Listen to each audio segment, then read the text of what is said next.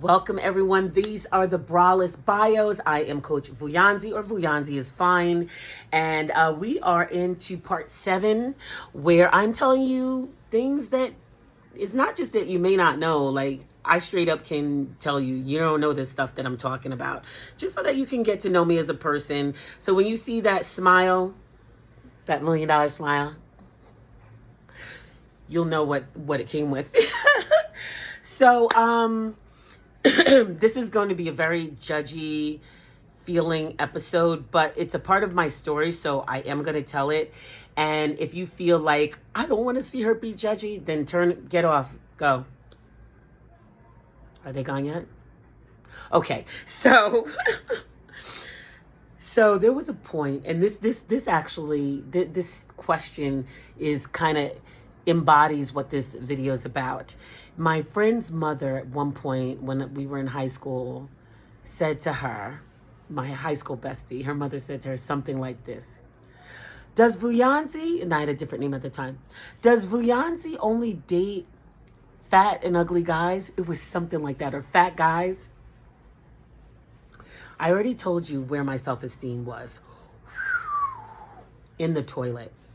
And again, I will say in this episode, beauty is in the eye of the beholder. You are with your person because you see the beauty.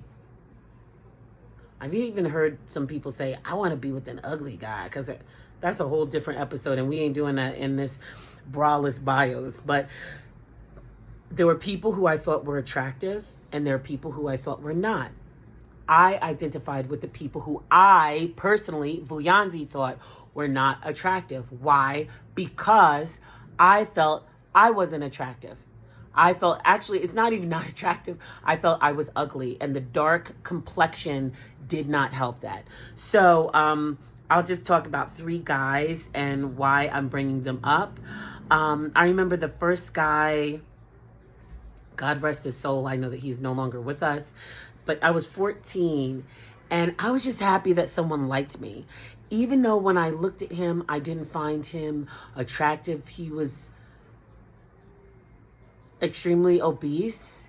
And in the face, I didn't find him attractive.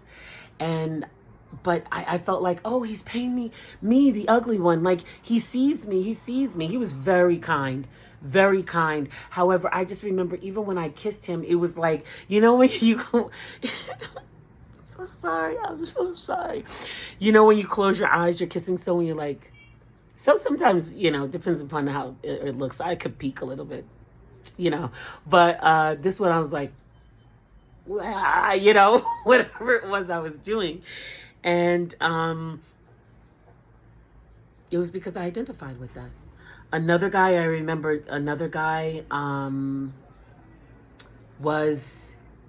there was this guy, and just being paid attention to. So that was when I was 14. And this other guy was when I was around 16. Just being paid attention to by a guy, it just made me feel a certain kind of way. I remember this guy, he was actually good looking in the face. However, he was morbidly obese.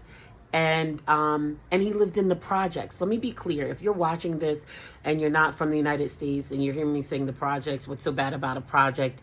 It's not that a project is bad, because it was housing meant to serve the, you know, low-income people. However, many of them at that time had fallen into dilapidation, drugs, people pissing in the hallway, rats, roaches, crime, drug dealing. I mean, all types of things.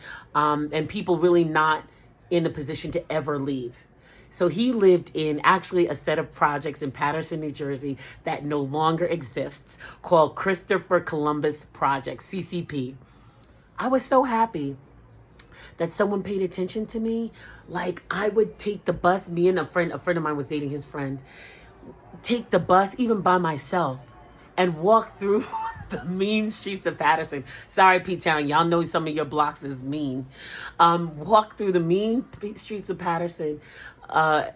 As a 16-year-old, I remember telling my mom I was going to the mall. I went to the mall for like 5 minutes, but the rest of the time I was with this guy. But I just remember thinking he was so fat, and I was so obese. Oh my God, I'm so sorry. But that's how I was thinking of him. And I was like, kind of like ashamed. So imagine I'm with someone who I'm ashamed to be with. Why? Because of me. I was ashamed of myself. And I'm sure all these guys are married to beautiful women, I'm sure. And then the last one was this. Oh, God. The last one, oh, is this a vein popping out on my forehead? Okay, wait. This last one was this guy. He was like involved in the church organization, but he lived in Maryland. And I think it was around when I was 16 or maybe 15. And he was a really nice guy, but he needed braces, like a lot of braces. He needed a lot of fixing on his grill. And I'm sure if he got fixing, he would be okay. But that thing was just so... I remember not even liking to look at him. But like, I felt like I really liked him. And even so, and he didn't even like me. He didn't, let me be clear. In the end, this guy never liked me. He didn't like me, and me thinking I was ugly or whatever, you know, me and my ugly behind. He was not interested. I remember writing him a letter. I love you. I sprayed perfume in the letter. And then after, he didn't call me after a few days of getting it, and so freaking desperate. Did you get the letter? And he's like, oh, wait, I got it. And he opened it. Oh, it smells good. But again, even that whole chase, who am I? I am the dark and ugly one. And that's how I felt about myself. I had heard it. I heard it. I received it. I didn't hear anything that would contradict it.